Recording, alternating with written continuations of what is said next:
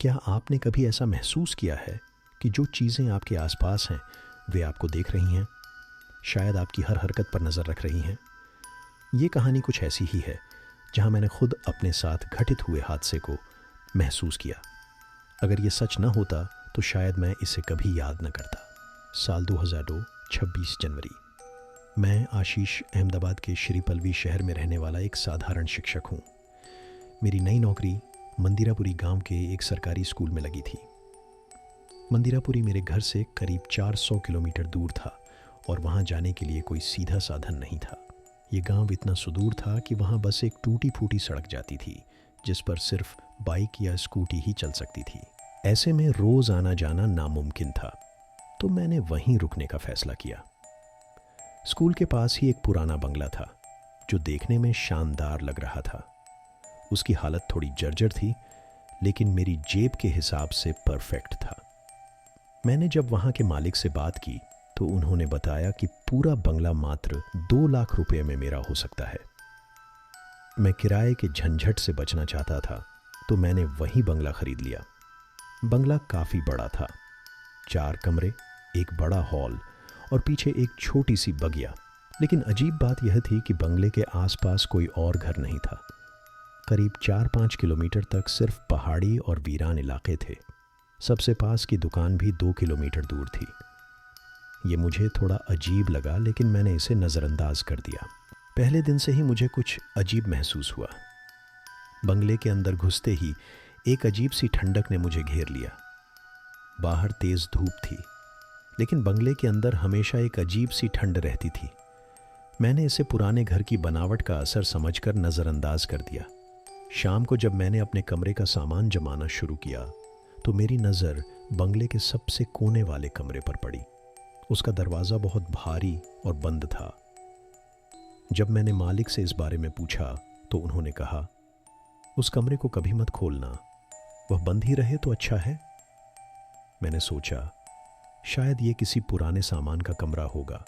शुरू के कुछ दिन शांति से बीते। मैं रोज़ स्कूल जाता, बच्चों को पढ़ाता और लौटकर अपने कमरे में आराम करता। लेकिन 5वें दिन जब मैं रात को सो रहा था तो अचानक दरवाजे पर किसी के खटखटाने की आवाज़ आई। मैंने सोचा कि शायद कोई गांव वाला होगा, लेकिन जब मैंने दरवाज़ा खोला तो वहाँ कोई नहीं था। मैंने इसे मजाक समझकर नज़रअंदाज कर दिया, लेकिन अगले दिन फिर ऐसा ही हुआ। इस बार मैंने सोचा कि शायद कोई जानवर होगा, लेकिन जब मैंने बाहर जाकर देखा तो वहाँ कुछ भी नहीं था। धीरे धीरे अजीब घटनाएं बढ़ने लगीं। कभी मुझे ऐसा लगता कि कोई मेरे पीछे खड़ा है, तो कभी ऐसा महसूस होता कि कोई मुझे घूर रहा है। एक रात तो मैं अचानक जाग गया क्योंकि मुझे लगा कि कोई मेरे बिस्तर के पास खड़ा है, लेकिन जब मैंने लाइट जलाई तो वहाँ कुछ नहीं था। एक दिन मैंने हिम्मत करके उस बंद कमरे को खोलने का फैसला किया।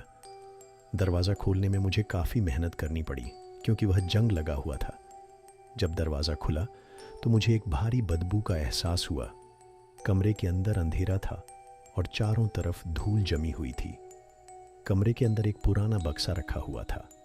मैंने उसे खोला तो उसमें कुछ पुरानी तस्वीरें और कागजात मिले। उन कागजातों पर कुछ लिखा हुआ था जिसे पढ़ते ही मेरी रीढ़ की हड्डी ठंडी पड़ गई। उसमें लिखा था, इस कमरे को कभी मत खोलना। यहाँ उन आत्माओं को कैद किया गया है जिन्होंने इस बंगले के पहले मालिक को मार दिया था। अब मुझे समझ में आया कि मालिक ने मुझे वह कमरा खोलने से क्यों मना किया था, लेकिन अब बहुत देर हो चुकी थी। उस कमरे को खोलने के बाद बंगले में अजीब घटनाएं और बढ़ गईं। रात को मुझे चीखने चिल्लाने की आवाज़ें सुनाई देने लगीं। कभी कभी मुझे ऐसा लगता कि कोई मेरी खिड़की के बाहर खड़ा है और मुझे देख रहा है। एक बार तो मैं अपनी रसोई में था और अचानक सभी बर्तन ज़मीन पर गिरने लगे। मुझे लगने लगा कि मैंने बहुत बड़ी गलती कर दी है।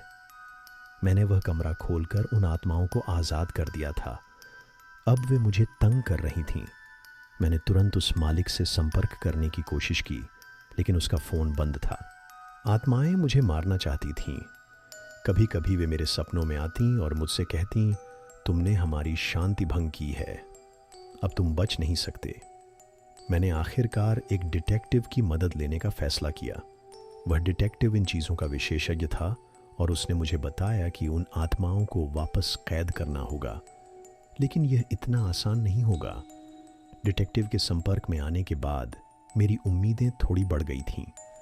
उन्होंने मुझे भरोसा दिलाया कि वे आत्माओं को फिर से कैद कर सकते हैं, लेकिन उन्होंने यह भी साफ साफ कहा कि यह काम बहुत खतरनाक है। अगर कुछ भी गलत हुआ तो मेरी जान भी जा सकती है। डिटेक्टिव का नाम विजय था। वह एक अनुभवी व्यक्ति था जिसने पहले भी ऐसे कई मामलों को सुलझाया था। वह अगले ही दिन मेरे बंगले पर पहुंचा। बंगले के अंदर कदम रखते ही उसकी चेहरे की गंभीरता बढ़ गई। उसने कहा, इस जगह पर नकारात्मक ऊर्जा बहुत ज़्यादा है। यहाँ कुछ ऐसा हुआ है जो बहुत बुरा है। मैंने उसे उस कमरे के बारे में बताया जिसे मैंने खोला था। विजय ने कमरे का निरीक्षण किया और उस पुराने बक्से को ध्यान से देखा। बक्से में मिले कागजात पर लिखे कुछ मंत्र और निशान उसे विचलित कर रहे थे। उसने कहा, यह बंगला सिर्फ एक घर नहीं है, यह एक जाल है जिसमें कई आत्माओं को कैद किया गया था। तुमने अनजाने में उन्हें आज़ाद कर दिया। अब वे अपना बदला लेना चाहती हैं। विजय ने एक योजना बनाई। उसने कहा कि हमें उन आत्माओं को वापस उसी कमरे में कैद करना होगा जहां वे पहले थीं, लेकिन इसके लिए हमें उस कमरे में एक विशेष अनुष्ठान करना होगा। अनुष्ठान में कुछ खास सामग्री चाहिए थी जिसे पास के गांव से लाना था।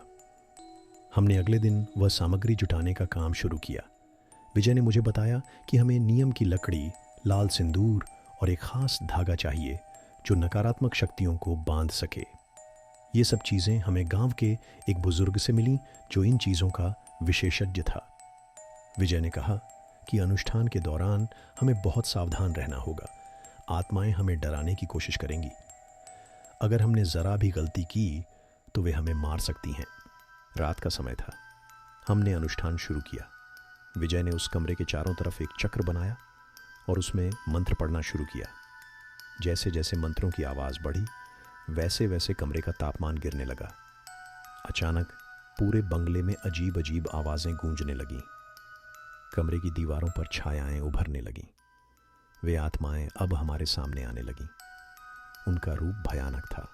खून से सनी आंखें, चेहरों पर गहरी चोटों के निशान और उनकी चिल्लाहट इतनी ज़ोरदार थी कि मेरे कान सुन्न हो गए। एक आत्मा ने विजय पर हमला करने की कोशिश की, लेकिन विजय ने मंत्र पढ़ते हुए उसे पीछे धकेल दिया। उसने मुझसे कहा, डरो मत। इनसे लड़ने का एक ही तरीका है, मजबूती से खड़े रहो और मेरे साथ मंत्रों का जाप करो। मैंने डरते हुए विजय का साथ दिया। जैसे जैसे मंत्र पढ़ते रहे, आत्माएं कमज़ोर पड़ने लगीं। लेकिन तभी कमरे में रखे बक्से से एक और आत्मा बाहर निकली। यह बाकी आत्माओं से ज़्यादा ताकतवर लग रही थी। उस आत्मा ने मेरी ओर देखा और कहा, तुमने हमारी शांति भंग की है, अब तुम इसकी कीमत चुकाओगे। वह आत्मा मेरी ओर तेजी से बढ़ी। मैं डर के मारे हिल भी नहीं पा रहा था। विजय ने तुरंत लाल सिंदूर का घेरा मेरे चारों तरफ खींचा, जिससे आत्मा मुझ तक नहीं पहुंच पाई। आत्माएं अब हिंसक हो चुकी थीं। वे कमरे की हर चीज को तोड़ने और हमें डराने की कोशिश कर रही थीं। लेकिन विजय ने हिम्मत नहीं हारी। उसने मंत्र पढ़ते हुए बक्से को फिर से बंद किया और उसे उस कमरे के बीच में रख दिया। कमरे में अचानक एक तेज रोशनी फैली और आत्माएं चीखते हुए उस बक्से में वापस कैद हो गईं। विजय ने तुरंत बक्से को बंद कर दिया और उसे लाल धागे से बांध दिया। सब कुछ शांत हो गया। कमरे का तापमान वापस सामान्य हो गया और आत्माओं की आवाज़ें भी बंद हो गईं। विजय ने गहरी सांस ली और कहा, काम खत्म हो गया, लेकिन ध्यान रखना, इस कमरे को कभी मत खोलना। यह आत्माओं का घर है और उन्हें यहीं कैद रहने देना ही बेहतर है। मैंने विजय का शुक्रिया अदा किया, लेकिन मैं अब भी डर में था। मैंने फैसला किया कि मैं इस बंगले को हमेशा के लिए छोड़ दूंगा। मैंने बंगले को बेचने की कोशिश की, लेकिन कोई इसे खरीदने को तैयार नहीं हुआ। अंततः मैंने वहां से अपनी जान बचाकर भागने का फैसला किया। मैंने अपने सामान को पैक किया और उस डरावने बंगले को हमेशा के लिए छोड़ दिया। लेकिन जाते वक्त मुझे ऐसा लगा जैसे कोई मुझे देख रहा हो। मैंने पलटकर देखा तो बंगले की खिड़की से एक परछाई मुझे घूर रही थी। शायद आत्माएं अभी भी मुझसे नाराज़ थीं। मैंने वह बंगला तो छोड़ दिया था, लेकिन वहाँ हुई घटनाएं मुझे चैन से नहीं रहने दे रही थीं। उन आत्माओं की छवि, उनकी चीखें और उनका डरावना चेहरा मेरी नींद हराम कर चुके थे। ऐसा लगता था जैसे मैं उनसे कभी छुटकारा नहीं पा सकता।